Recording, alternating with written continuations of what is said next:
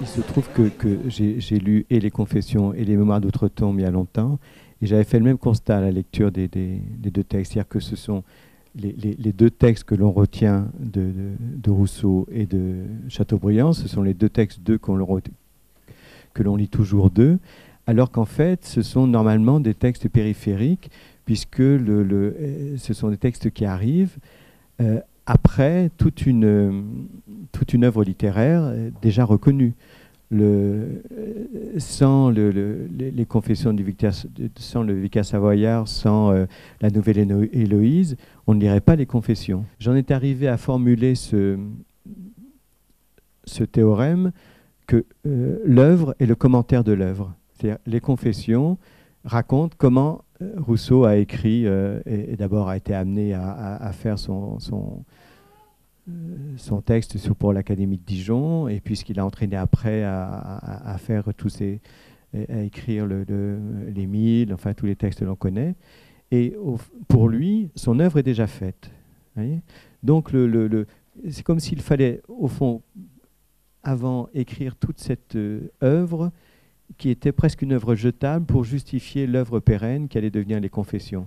Et ça se reproduit de la même façon pour Chateaubriand.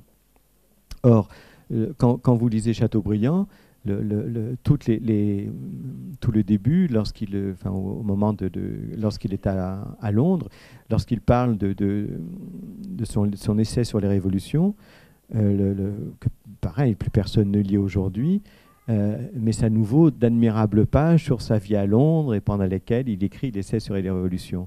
De la même façon, quand il parle d'Atala, quand il raconte qu'il est dans l'armée des princes et qu'il a son manuscrit d'Atala sous sa capote et que quasiment il a été sauvé d'une balle par son manuscrit et que c'est donc sa fille Atala qui l'a sauvé, c'est évident que ça prend une dimension extraordinaire. Mais au fond, Atala ne nous intéresse plus beaucoup aujourd'hui. Quand et Rousseau et Chateaubriand, quand ils entreprennent leur mémoire littéraire, ils savent qu'ils ont traversé une période de bouleversement. Diderot, Rousseau va rencontrer, alors qu'il parle de Genève et qui un jour il se retrouve à 10 ans et les portes sont fermées et qui part à l'aventure. C'est une vie incroyable pendant laquelle il va rencontrer Diderot, d'Alembert, Yule, mais enfin c'est extraordinaire. Il sait bien, il a bien senti que le vieux monde est en train de basculer là, avec ce qu'on va appeler, nous, aujourd'hui, l'esprit des Lumières. De la même façon, Chateaubriand, qui accompagne la Révolution, l'Empire, la Restauration et la chute de la monarchie, il sait aussi qu'il a été témoin de quelque chose et que son œuvre aussi littéraire a été marquée par tous ces événements. Donc il n'a plus de fonction politique à ce moment-là, il n'est plus rien. Et donc il se lance vraiment dans les Mémoires d'outre-tombe et il sait qu'il est déjà quelqu'un de l'arrière-pays du monde ancien. Pour les jeunes romantiques, il est une figure comme ça, mais on le considère comme une espèce de vieille baderne, de vieille chose. Et lui, il a ce sentiment qu'il n'en a pas terminé avec son œuvre, qu'il a à la commenter, et la commentant, il va commenter évidemment toute cette période qu'il a traversée.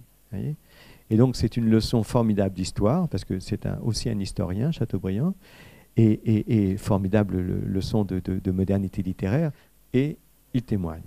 Il est celui qui témoigne. Donc, je fais le même projet. J'ai une œuvre derrière moi, dont j'espère quand même qu'elle résistera, mais qui me sert de point d'appui pour raconter ce parcours, cette vie poétique, ce choix du roman, alors que lorsque je me propose de devenir écrivain, que j'ai 20 ans, on m'annonce très officiellement que le roman est mort, parce qu'on est au début des années 70, et il y a le structuralisme tel quel, tout ça qui sont passés par là, qui ont fait d'une certaine manière des ravages, mais ce sont des symptômes aussi. Si on nous annonce que le roman est mort, c'est qu'il doit y avoir quelque chose derrière. Il y a ce qui est mis en avant, c'est l'aventure de la phrase.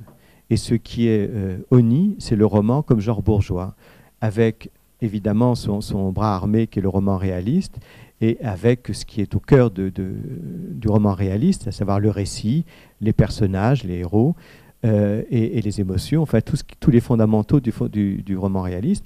Et tout ça, on nous explique que c'est de l'art bourgeois, que c'est de l'art dégénéré, et qu'il n'y a qu'une seule aventure qui compte, c'est l'aventure de la phrase, l'aventure du texte, et l'expérimentation littéraire, l'expérimentation poétique. Du coup, en vaillant petit soldat, je m'embarque dans cette aventure-là. Et pendant des années, j'ai écrit des textes comme ça, qui sur rien, qui avaient une peur panique du réel. Et vous savez, le réel, on appelait ça le référentiel, et c'était quelque chose qu'il fallait tenir à distance, puisque dès que vous rameniez du réel, vous tombiez dans le roman réaliste, et donc dans le roman bourgeois, et donc vous étiez une figure de la réaction.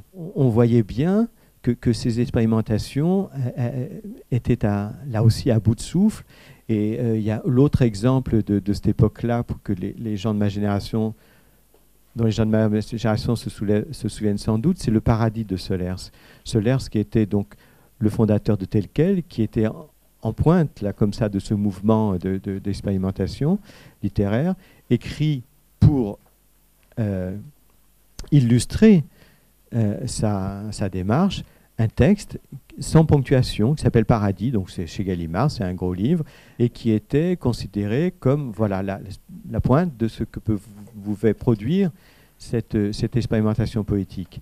Et évidemment, ça donne quand même globalement des livres illisibles et dans lesquels on ne peut pas se retrouver. Il se trouve que la littérature a été confrontée pendant tout le XXe siècle à la modernité artistique. Il commence le peintre et l'écrivain commencent ensemble, là, vous voyez, avec Apollinaire et Braque, Delaunay, Picasso, etc., tout ce mouvement.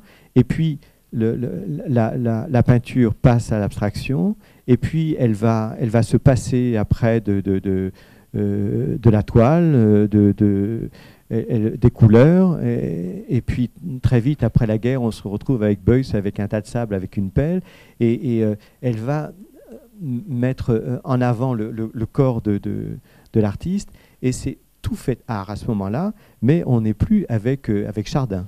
C'est autre chose, c'est une attitude artistique qui justifie l'action artistique, mais qui n'a plus pour critère ceux que l'on pouvait utiliser pour Bonnet ou pour toute l'histoire de la peinture occidentale. On sait bien qu'à un moment donné, on est dans la supercherie. On sait bien aussi que quand ça commence, quand Beuys fait ça, c'est qu'il a de vraies raisons. C'est-à-dire que l'effondrement de tout le système occidental après la Seconde Guerre mondiale, eh bien, c'est un enterrement de première classe. C'est-à-dire, c'est vraiment la pelle et le tas de sable, c'est les instruments du fossoyeur. Donc, le geste de Beuys, qui était en plus dans la Luftwaffe, qui avait été abattu, etc., qui avait participé aussi à cette hécatombe, ça prend tout son sens à ce moment-là. Et on en revient à la phrase d'Adorno qui dit que faire de la poésie après Auschwitz, ce serait un acte barbare. Eh bien, le faire de la peinture aussi, ce serait un acte barbare. Et les auteurs, des écrivains, ont essayé d'accompagner ce mouvement. Alors, à un moment, dans les années 50, ça a donné le lettrisme. Le lettrisme, on utilisait uniquement des phonèmes. Alors, ça a donné, il y avait la figure de proue du lettrisme, s'appelait Isidore Isou, je crois, et donc ça donnait les poèmes genre Yamkadou, Yamkada, enfin bon.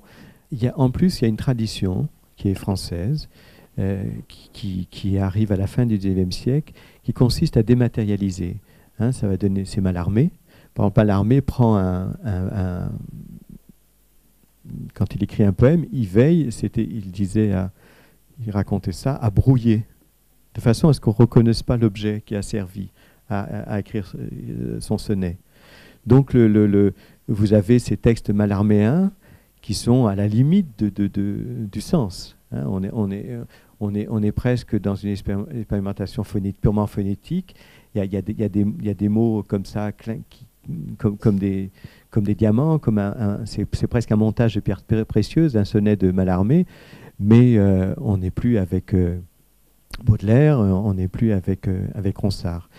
Et après, ça donne le surréalisme qui, là, fonctionne comme un brouillage du sens délibéré, puisque le sens, à savoir reposant sur la logique, sur la puissance de la raison, a fait faillite en 14 et a provoqué cette boucherie de 14. Donc si le sens, cette clarté de la pensée française n'a fait qu'aboutir au massacre de masse de la Première Guerre mondiale, c'est que la clarté n'était pas si claire que ça. Donc brouillons la clarté et peut-être qu'on y verra plus clair. C'est ça fondamentalement le sens du surréalisme. Dans cette dématérialisation du siècle qui avait accompagné tout ce mouvement artistique, dans cette déconstruction comme ça, il est évident que le rapport au réel, c'est la chose qui avait été complètement évacuée. Un texte ne devait surtout pas raconter. Il y a une anecdote qui est racontée par Claude Simon à la fin du Jardin des Plantes. Donc Claude Simon a eu son prix Nobel, ça y est, il a eu la reconnaissance majeure, et il est goguenard. Et il écrit dans le Jardin des Plantes, à la fin, il raconte ce qui s'est passé au colloque de Cerisy consacré à son œuvre en 1973. Et c'est le maître des lieux, donc Rob Grillet, sa patron, qui est évidemment là, le grand maître d'œuvre, avec Ricardou. Et jusque-là, et moi je me souviens de Claude Simon à ce moment-là, on parlait de Claude Simon comme d'un extraordinaire forgeron de la phrase, comme quelqu'un qui était capable d'étirer la phrase, donc uniquement quelqu'un préoccupé de recherche formaliste, mais jamais il n'était question de ce que racontaient ces textes, à savoir, concrètement pour la route des Flandres, la débâcle de juin 40. Et puis il y a un colonel de cavalerie, je ne sais pas quoi, qui envoie une lettre en disant « Mais ce qu'a raconté Claude Simon, là, cette débâcle avec ce colonel de Reicha qui tire son sabre et qui se fait abattre par les parachutistes allemands, bien sûr, c'est ça, j'y étais. » Stupeur dans l'assistance. Quoi ? Claude Simon aurait raconté sa vie comme un vulgaire romancier bourgeois, etc. Et donc Ricardou ricane et dit « On ne va quand même pas prendre des leçons de littérature auprès d'un capitaine de cavalerie ou d'un colonel, je ne sais pas, je ne suis pas très fort dans ces cas. » Et toute la salle, c'est ce qu'il a fait. Et Rob Grillet conclut la séance en disant « Il faut bien reconnaître que sans doute notre camarade Claude Simon est plus attaché au référentiel que les autres romanciers de cette assistance. Le référentiel, c'est le réel. Et c'est Claude Simon, à la fin de sa vie, quand on lui demandera comment il pouvait définir ses romans, il a eu cette réponse des livres à base de vécu. Oui. Ce qui était, dans les années 70, cette parole qui est évidente, puis en plus il en rajoute là, Claude Simon, quand il fait ça, on ne pouvait pas l'entendre. Et ce rapport au réel, je crois que j'en ai déjà parlé ici, il a fallu que je le trouve ailleurs, et notamment chez les écrivains américains comme Kerouac ou Henry Miller. Kerouac, qu'est-ce qu'il fait ? Il raconte sa vie, toute son œuvre est autobiographique. Henry Miller, toute son œuvre est autobiographique. Voyez ? Et non seulement c'est une œuvre autobiographique qui intègre l'œuvre en cours, où il vous raconte comment ils ont écrit tel livre et tel livre, mais c'est aussi une œuvre qui n'est pas simplement conceptuelle, une œuvre de l'esprit, c'est une œuvre qui embarque le réel dans ce qu'il a de plus vil, c'est-à-dire de moins poétique apparemment, et dont ils vont faire une extraordinaire poésie. Il y a dans Kerouac, et j'ai été fasciné, des pages où il raconte comment, par exemple, il est serre-frein à San Francisco, dans une compagnie de chemin de fer, et il doit se lever très tôt le matin, et quand je vendais des journaux, ça me donnait du courage, et donc avant il se lève et il fait frire du bacon avec des pommes de terre, etc., dans une poêle. Mais il raconte ça sur 3-4 pages, mais vous vous dites, j'arrête mon thé, je me fais du bacon, etc. Or, il est évident que le bacon que vous allez vous faire ne vaudra jamais les pages de Kerouac. voyez. Mais il y avait ce rapport au réel qui était extraordinaire dans la littérature américaine, mais qui était aussi extraordinaire, que je suis allé chercher aussi dans la littérature japonaise, notamment dans les haïkus, et dans la littérature classique japonaise, où là, on n'est pas dans une logique platonicienne en Extrême-Orient. Il y a le monde des apparences, c'est le monde. On n'est pas là en train de chercher soit tout est illusion, ou le monde est là, mais il n'y a pas un au-delà. Alors que nous, on est aussi dans une civilisation, et avec Platon et avec le christianisme, qui s'en remet à l'au-delà, qui nie la réalité. On traverse cette vallée de larmes, c'est pas grave, puisque de toute façon, le salut viendra plus tard. Donc, à quoi bon attacher une importance aux choses viles de notre existence, puisque la félicité, c'est pas de cette accumulation de biens qu'on va la trouver, mais c'est dans la contemplation céleste après la mort. Donc, on ne s'intéresse pas au réel. Et c'est à la fin des années 70 qu'on voit qu'il y a cette bascule où on commence à reparler d'un retour au roman. Et un des artisans de ce retour au roman, c'est Kundera, qui arrive avec l'aura des dissidents. Il a été emprisonné sous le régime communiste tchèque. Et il dit que ce qui lui a permis de tenir en prison, ça a été la lecture de Diderot et d'un roman de Diderot, qui était Jacques le Fataliste et tout. Et il fait l'apologie du roman. Et il écrit, ses livres s'appellent L'art du roman. Et aussitôt après, on va Soler, ce qui écrit Femme, c'est-à-dire un récit à caractère autobiographique qui renoue avec une certaine tradition romanesque. Un mouvement artistique, c'est un symptôme.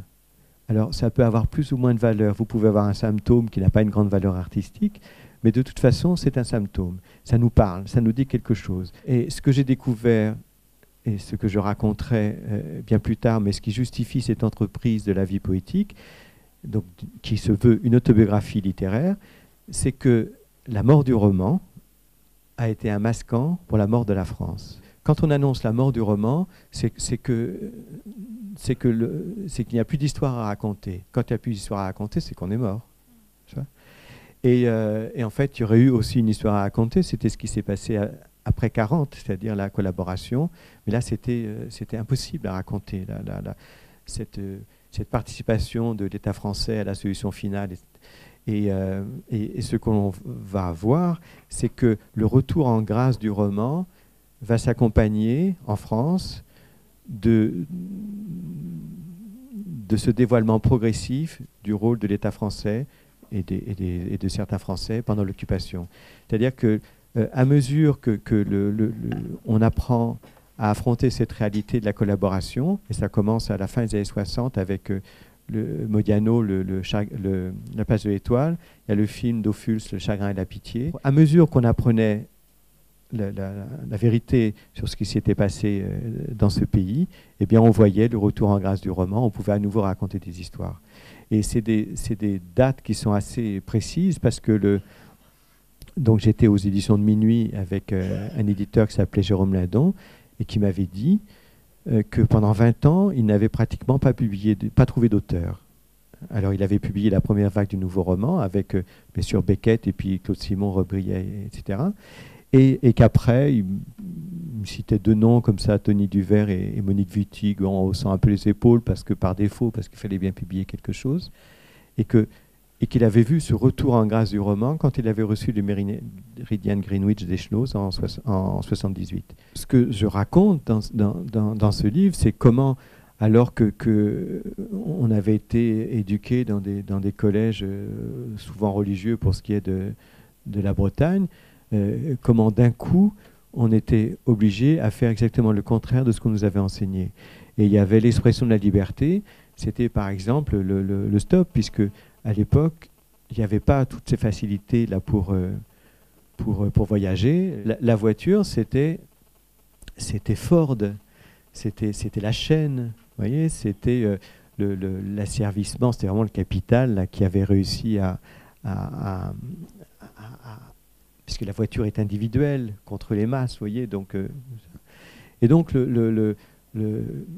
la voiture qui était contrainte par les routes, lorsque vous étiez voyagé en stop, vous pouviez traverser la route, passer par-dessus un pont, reprendre une route qui passait par-dessus, des choses comme ça, dormir n'importe où. Donc il y avait le stop, il y avait les communautés, là où on mettait en avant évidemment le couple, la famille, le couple monoparental avec les... Enfin, pas monoparental, la structure père-mère avec les enfants, etc.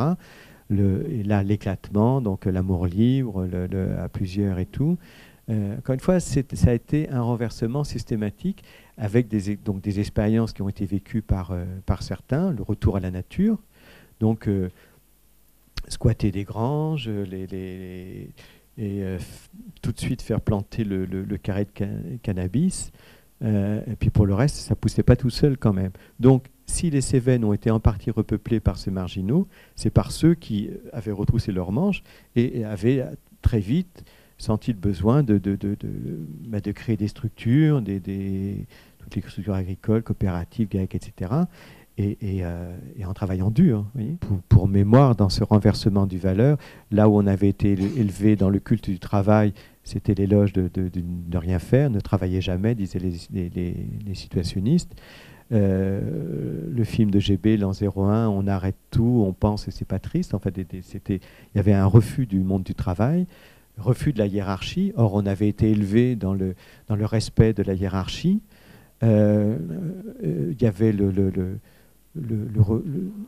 cette méfiance aussi de la parole. Il y a quand même une radio, enfin des radios aujourd'hui qui sont encore à mettre en avant cette idée d'irrespect avec ces types-là qui font, je ne sais pas qui, la radio, qui font rire Guyon ou je ne sais pas quoi, là, vous savez. On met en avant l'irrespect, ça vient de là, parce qu'on avait été formé avec cette idée que le respect était une valeur évidemment dominante. Après 68, c'est le vol qui devient un acte révolutionnaire, puisque le capital, c'est l'accumulation, c'est l'appropriation des biens. Donc, la révolte, ça consiste à voler les voleurs. Donc, le vol devient une vertu, alors qu'il était évidemment avant un péché qui allait vous emmener aux enfers. Soudain, il devenait une vertu. Il y a au point que il y avait un éditeur qui s'appelait Maspero, qui disait si vous ne pouvez pas acheter mes livres, volez-les. Il a fait faillite. Lorsqu'on vous dit soyez libre, c'est aussi compliqué que soyez contraint. Et quand vous passez d'une contrainte, accéder à la liberté libre, comme dit Rimbaud, c'est pas une mince affaire. Il y avait dans les années 60, il y avait une speakerine qui avait été virée parce qu'on avait vu son genou. Ouais, bah oui. Et donc le corps, c'était le grand interdit, c'était le tabou. Donc on renverse le tabou. Qu'est-ce qui devient l'expression de la liberté libre? C'est évidemment la nudité.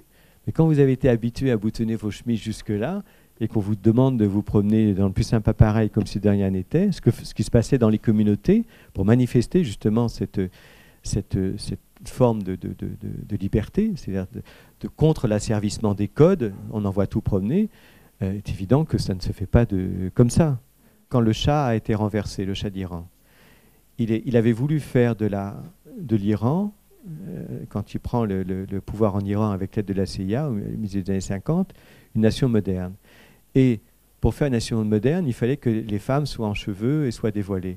Et donc, il y avait les soldats enfin, l'armée et les policiers qui enlevaient de force les tchadors des femmes. Vous imaginez la violence à ce moment-là que ça représentait pour des femmes qui venaient d'une civilisation où elles avaient...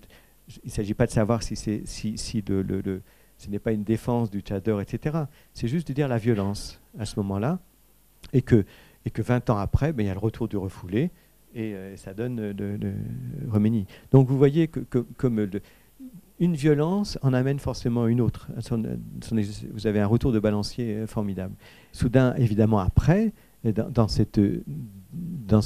après ces 10 années là comme ça d'explosion libertaire, eh bien, on a eu droit au retour de Thatcher et de Reagan, et avec à nouveau l'ordre bourgeois et ce retour aux valeurs qui nous amène les Tea Party maintenant aux États-Unis, d'où est parti ce mouvement quand même de libération sexuelle, etc. Mais c'est un ferment qui a été très riche, puisque c'est ce qui nourrit aujourd'hui notre monde contemporain, à savoir cet épuisement des ressources, cette nécessité de passer à un autre mode de vie qui ne soit pas axé uniquement sur la consommation, parce que la planète ne va pas pouvoir fournir tout ce qu'on demande. Donc, et tous ces jeunes gens, car c'était des jeunes gens qui ont expérimenté ça, certains de manière un peu sauvage, mais ça a été aussi une contestation d'un système qui, de fait, et là on le sait aujourd'hui, est en train d'épuiser les ressources du monde, qui était non seulement un système d'exploitation de l'homme par l'homme, mais qui était aussi un système d'exploitation de la planète par l'homme. Ils ont été les premiers à contester les puissantes multinationales chimiques, là, Dow Chemical, etc., qui ont quand même empesté. Maintenant, on s'aperçoit qu'Alzheimer, ça vient de là, et c'est tout. Et simplement, ceux qui étaient uniquement, tous les intellectuels, n'ont pas pu tenir, parce que une fois que vous aviez épuisé ceux qui avaient des rentes, ça allait, mais enfin, ils n'étaient quand même pas si nombreux. Et une fois que vous aviez épuisé les bourses, parce que c'était souvent aussi, parmi ces modes de survie, il y avait les bourses. On s'inscrivait, encore une fois, je n'étais pas dans ce cas de figure, mais vous pouviez vous inscrire plusieurs années, et puis passer vaguement des examens, vous vous réinscriviez, puis vous touchiez les bourses qui vous permettaient de tenir comme ça. Avec les années, quand le système est devenu plus rigoureux, lorsque les enfants sont arrivés, eh bien beaucoup ont passé, par exemple, des concours pour entrer dans la poste. Moi, je les reconnais aujourd'hui, vous voyez, ceux qui sont... Ils ont quand même encore les cheveux longs. Il y en avait aussi dans la SNCF, ceux qui vous poinçonnaient les contrôleurs, ils avaient les cheveux là, et encore pas si longtemps à SNCF. Et parce que c'était des types qui étaient surdiplômés, ou en tout cas qui avaient poussé très loin leurs études, et qui passaient des concours où on exigeait uniquement le brevet. Donc évidemment, ils avaient une marge de manœuvre. Et c'était souvent aussi pour continuer, notamment les postiers, pour continuer cette vie marginale comme ça, de pouvoir continuer de vivre à la campagne. Mais il y a un boulot d'appoint où c'était les filles qui devenaient infirmières ou aides-soignantes, là aussi en libéral. Mais très vite, vous vous retrouvez avec devoir payer toutes les taxes, enfin, avec un système qui est le système, quoi. Oui. Mais ceux qui n'ont pas pu trouver comme ça un moyen de vivre, ils sont effectivement rentrés dans le rang, et les autres, j'en connais quelques-uns, ils sont RMistes. Et c'est intéressant parce que j'ai fréquenté un peu le milieu folk revival français, et qui va donner le groupe Malicorne, etc. Ça ne vous dit pas grand-chose, vous, mais Gabriel Yacoub, et voilà. Il y a encore le pauvre Trian qui continue de chanter sa jument, là. Mais donc, c'est des gens qui avaient fait du collectage dans les campagnes pour enregistrer auprès des personnes âgées tout ce répertoire comme ça de vieilles chansons. Et donc, j'avais un cousin dont la compagne avait fait partie de ce mouvement. Et donc, on avait un répertoire de vieilles chansons fantastiques, et qui, moi, me fascinait par l'usage de la langue. Dans les chants d'honneur, j'en ai beaucoup profité. J'ai glissé comme ça des choses de ces chansons. Et il faut se rappeler qu'il n'y avait de bonnes chansons qu'anglo-saxonnes à l'époque. Et soudain, quand certains voulaient chanter en français, c'était... Enfin, je ne parle pas de la chanson française traditionnelle, mais de faire du rock en français. Bon, on a encore notre mort-vivant là qui continue, mais c'est évident que ça faisait un côté pastiche, quoi, vous voyez. Et souvent, c'était sous le mode déconnant, ça donnait Martin Circus ou des choses comme ça. Mais les retrouvailles avec la langue française sont passées par cette expérience du folk. quand Bob Dylan chante contre la guerre du Vietnam, ça va. Lorsque c'est un chanteur français qui se met à chanter contre la guerre du Vietnam, ça devenait un peu plus limite.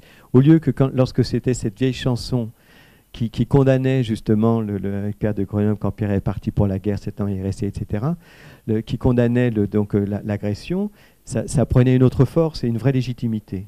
Et c'était ancré.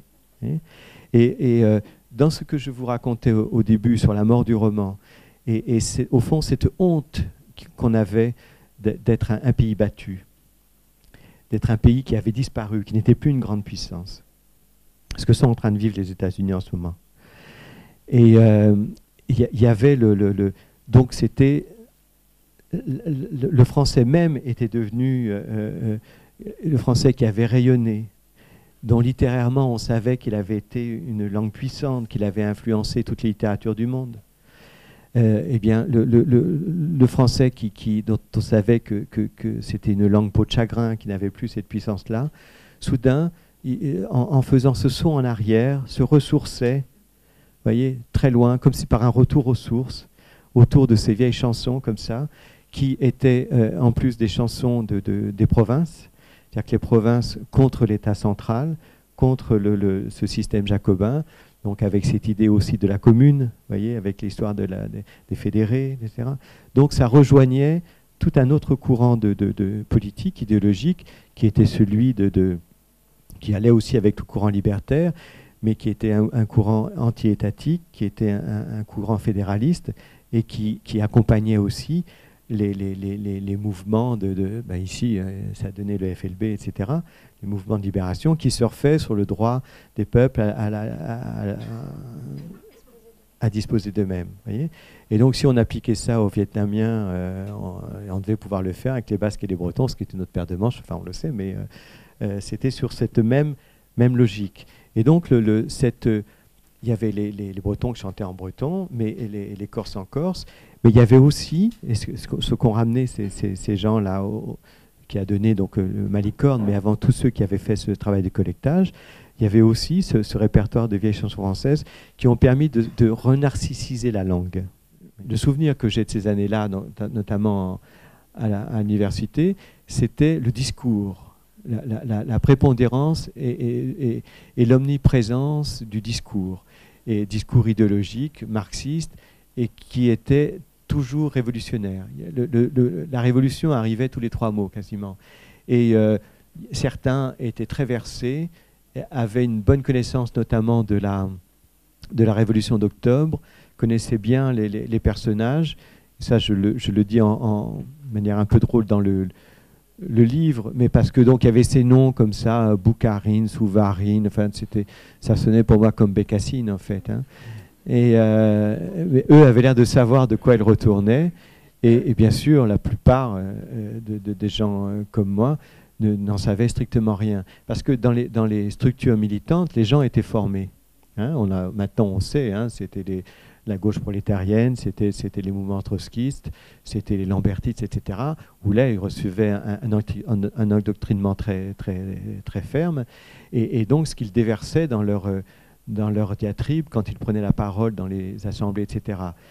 Mais, je veux dire, pour la base, pour la Valtaille, pour les gens comme moi, ça ne disait strictement rien. Il y avait juste un mouvement qui était très, très sectaire, à savoir que on avait des principes simples. Ceux qui avaient les cheveux courts étaient donc des fascistes, et vous voyez, et ceux qui étaient en droit étaient des nazis. C'était sommaire mais très pratique, ça permettait de assez vite classer, et tout fonctionnait comme ça. C'était très noir et blanc. Mais ça, j'avais donc, je vous disais, de la famille dans le sud, des cousins que j'allais rejoindre en stop, et là il y avait, dans le sud, ils étaient beaucoup plus en avance qu'ici, et ils étaient les rois de la débrouille. C'est-à-dire que quand les premiers enfants sont arrivés, les femmes allaient toutes dans les mairies, disant qu'elles avaient été lâchement abandonnées, et que donc il y avait des trucs pour le mère seule, enfin bon, des choses comme ça. Et il y avait évidemment le père qui attendait au bas des marches pour... enfin, tout ce que permettait la société était automatiquement investi par... ils étaient très très forts pour ça. En plus, il y avait une mesure, par exemple, pour les chômeurs, qui était indemnisé à 90% pendant plusieurs années. Le système n'a pas tenu, puisque régulièrement, vous voyez, on n'en est pas là. Hein. Mais il faut se rappeler aussi qu'en 1974, lors du débat Mitterrand-Giscard pour les présidentielles, déjà, il s'étripe sur le chômage. Il y a eu le premier choc pétrolier un an plus tôt, parce que c'est ça aussi qui va remettre tout ça, qui va arrêter au fond la fin de la récréation. Et le chiffre du chômage à l'époque, ça ferait rire aujourd'hui. Je veux dire, tout le monde se frotterait les mains, c'était 400 000 chômeurs en 1974. Ce qui veut dire que pour les petits boulots, il y avait des choses. Ce qui veut dire que vous pouviez travailler, encore une fois, je n'ai pas fait ces choses-là, moi, mais vous pouviez travailler 2 mois, et puis après, vous mettre 3 ans au chômage, à 95% ou 90%. Donc, il y avait ils exploitaient absolument toutes les niches comme ça, Et puis, comme ils étaient porteurs d'une vraie liberté aussi, parce que ça a été encore une fois une vraie révolution des esprits. Encore une fois, si on est passé d'un extrême à l'autre, c'est parce que l'extrême était déjà là. Donc, il y avait quelque chose de fascinant chez ces groupes qui arrivaient à vivre, on ne savait trop comment. Alors, c'était toutes les maisons étaient branchées directement sur les pylônes. Évidemment, personne ne payait rien, c'était que des combines de tous les côtés, enfin. Mais il y avait quelque chose de véritablement fascinant qui rejoignait c'est là, à ce moment-là aussi, qu'on s'est intéressé à nouveau aux Amérindiens, par exemple, voyez, à tout ce qui avait été méprisé. Du coup, on s'est dit, mais au fond, ces gens qui vivaient en dehors de ce système capitaliste comme ça, de consommation à outrance, etc., ils avaient quand même ça formait des sociétés avec des systèmes de valeurs organisés autrement. Alors, c'est là aussi qu'on a commencé à s'intéresser à ces peuples premiers, là, puisque au début, c'était des peuples primitifs. Et donc, à leur organisation de vie et tout. Et c'était en lien avec l'écologie, puisque c'est aussi à ce moment-là que l'écologie apparaît. Mon premier manuscrit, qui avait intéressé plusieurs éditeurs, j'avais terminé en 81, 82, et puis il avait même intéressé un éditeur. Le seuil m'avait demandé de le diminuer, PEL aussi, enfin bref, pour en finir, ça n'avait pas marché. Et puis il y en avait un qui l'avait accepté, c'était De Noël. Et j'avais refusé, parce que je ne me sentais pas prêt à le défendre. Vous voyez, j'aurais passé mon temps à m'excuser de l'avoir écrit, ce qui n'est pas la bonne méthode. Et en revanche, il était là, et j'avais évidemment consigné dans ce premier manuscrit, qui était un livre fourre-tout, où je ne voulais pas encore tout à fait me contraindre à écrire complètement un roman. Donc il y avait des passages sur mes expériences récentes de petits boulots, etc. Et puis, mais à côté, il y avait des analyses de textes, de livres. Enfin, vous voyez, il y avait des passages qui étaient carrément de la fantaisie poétique. Enfin, c'était une expérimentation littéraire, mais qui contenait ces expériences récentes que j'avais racontées. Et notamment celle des petits boulots, et notamment tout ce passage sur la vente des encyclopédies médicales au porte-à-porte. Et je savais que c'était dans ce livre-là, le manuscrit qui m'accompagne depuis 30 ans maintenant. Et je le gardais pour ça. C'est avec cette idée qu'un jour, il serait ma banque de données. Et quand je voulais donc évidemment raconter cette expérience des petits boulots, et notamment ce qui avait été pour moi le plus traumatisant, c'est-à-dire l'encyclopédie médicale au porte-à-porte, je l'ai repris, ce que je n'avais pas fait depuis 30 ans, pour voir ce que j'avais raconté. Et ce que j'ai trouvé, c'est que j'avais pratiquement oublié tout ce que j'avais consigné. Si j'avais raconté simplement d'après mes souvenirs, j'en aurais fait 3 pages et j'aurais juste dit l'effroi de ce qu'avait représenté cette expérience, mais certainement pas cette accumulation de détails comme ça qui était dans ce que j'appelle le texte originel. Et quand même, la bonne surprise pour moi en le relisant, alors que je tremblais quand même à l'idée de voir ce que j'avais pu écrire, c'est que les textes tenaient bien le coup, puisque je ne les ai quasiment pas réécrits. Vous voyez, je les ai remis tels quels comme ça, ce qui était aussi pour moi une... Alors là, ça renvoie à Chateaubriand qui fait ça aussi, et qui était une forme de consolation, parce que tout ce travail que j'avais fait n'était quand même pas complètement perdu, puisque je pouvais en recycler une partie. Ça se présente comme une autobiographie littéraire, et donc je raconte aussi comment ça s'est passé pour mes premiers livres. Par exemple, là, à l'occasion de la Deux Chevaux, on m'avait gratifié d'une mémoire formidable pour mes premiers livres, alors qu'elle n'est pas si formidable que ça, elle est très commune. Et simplement, si j'avais été capable de décrire aussi bien la Deux Chevaux, c'est que j'avais eu une amie, mais bien plus tard, qui avait une Deux Chevaux, ce que je raconte là. Et donc j'avais vraiment pratiqué la Deux Chevaux avec cette amie, avec cette compagne, au lieu que la Deux Chevaux de mon grand-père que je raconte dans les Champs d'honneur, je n'ai même pas le souvenir d'y avoir mis les pieds. Voyez. Mais quand je disais ça à l'époque, au moment des Champs d'honneur, c'était presque remboursé, quoi. J'avais déjà dit ça dans un autre livre, mais par exemple la pluie, les pages sur la pluie, c'est en lisant les textes japonais que j'avais pensé à écrire sur la pluie. Vous voyez, ça libère le roman, c'est-à-dire qu'il n'est plus simplement il n'est plus l'otage de la seule mémoire du narrateur ou de l'auteur. Il est aussi une construction, et là, ce que je vous ai expliqué au début, c'est que je viens de cette période où on disait que un texte renvoyait toujours à d'autres textes, c'est-à-dire l'intertextualité, et que donc, dans cette formation qui avait été assez violente, puisque en même temps que on m'apprenait ça, cette intertextualité, on m'annonçait aussi que le roman était mort, mais au moins j'ai été nourri de ça, et ce dont je profite aujourd'hui en étant capable de jouer comme ça avec ce palimpseste de textes. J'ai écrit sur la Première Guerre mondiale, mais je ne suis pas le dernier des poilus. Mon père a été résistant pendant la Seconde Guerre mondiale, mais voilà, moi j'arrive après. Et en revanche, ce que j'ai vu, et ce dont j'ai été témoin, ça a été la fin d'un monde ancien. J'ai vu la fin de la société rurale dans les campagnes, là, puisque avec l'éruption de la mécanisation agricole et tout. Et j'ai vu aussi ce basculement d'un système de valeurs qui se situe justement autour de 68 et des années qui ont suivi, et ce que je raconte dans ce livre. Parce que ce qui a été emporté aussi par la tourmente de 68 et par ces mots d'ordre révolutionnaires, ça a été aussi le roman dit bourgeois, les romans réalistes, etc., qui nous entraînaient à faire ces expérimentations littéraires qui ne débouchaient sur pas grand-chose. Donc tout le projet, c'est donc de raconter, parce qu'il s'agit de récits.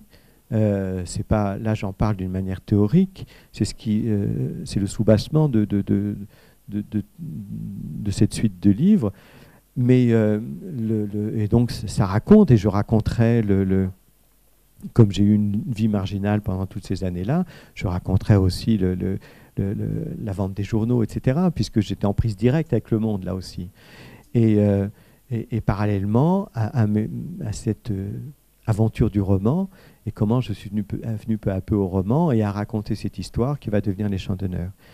Mais ça m'oblige évidemment à dire aussi, à répondre à cette question de la mort du roman, et à dire pourquoi toute une société s'était camouflée derrière cette mort du roman pour ne pas avoir à raconter ce qu'elle n'avait pas envie d'entendre, à savoir que le pays était mort. J'ai frôlé tout ça, j'ai été témoin de tout ça. C'était assez à la fois fascinant, et on voyait bien quand même aussi l'espèce d'imposture derrière tout ça. C'est-à-dire que il y avait peu de chances que ça aille bien loin quand même. Et donc vous sentez bien qu'il se passe des choses, mais c'est avec le recul que vous pouvez analyser et voir ce qui s'est vraiment joué, quoi.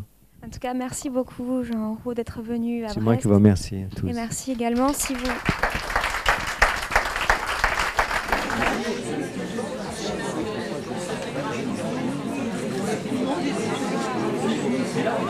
Oui.